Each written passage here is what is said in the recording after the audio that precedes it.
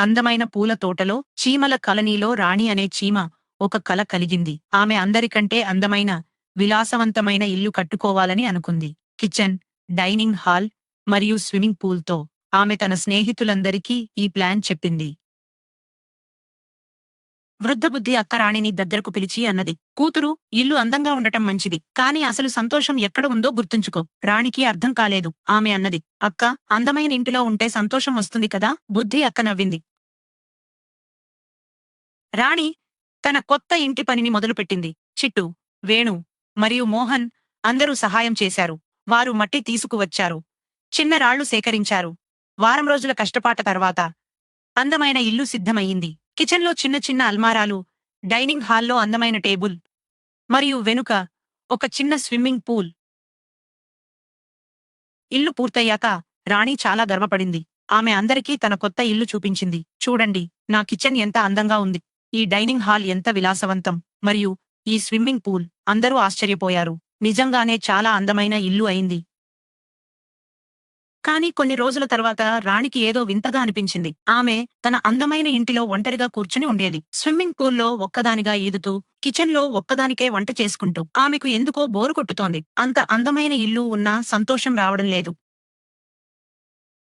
అప్పుడు రాణి తన పాత స్నేహితుల దగ్గరకు వెళ్ళింది. వారంతా కలిసి ఒక చిన్న సాధారణ ఇంటిలో కూర్చుని నవ్వుతున్నారు, కబుర్లు చెప్పుకుంటున్నారు. చిట్టు ఏదో జోక్ చెప్పడంతో అందరూ నవ్వుతున్నారు. వేణు తన తల్లి కథ చెప్పుతుంది. మోహన్ తన పాట పాడుతున్నాడు. రాణికి అర్థమయ్యింది ఆమెకు ఏమీ లేకపోతుందో.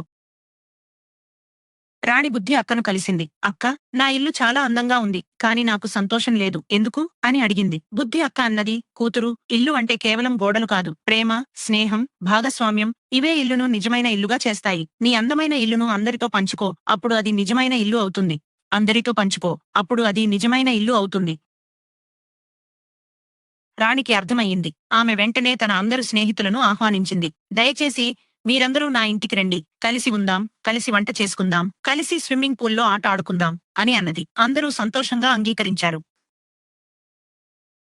అంటే ఇక ఎంత సంతోషం! అందరూ కలిసి కిచెన్లో వంట చేసుకున్నారు. చిట్టు చిన్న చిన్న పిండి వడలు చేసింది. వేణు రుచికరమైన చట్నీ తయారు చేసింది. మోహన్ మంచినీళ్లు తెచ్చింది. డైనింగ్ హాల్లో అందరూ కూర్చుని కలిసి భోజనం చేశారు. తర్వాత స్విమ్మింగ్ పూల్లో కలిసి ఆట ఆడారు, నవ్వారు.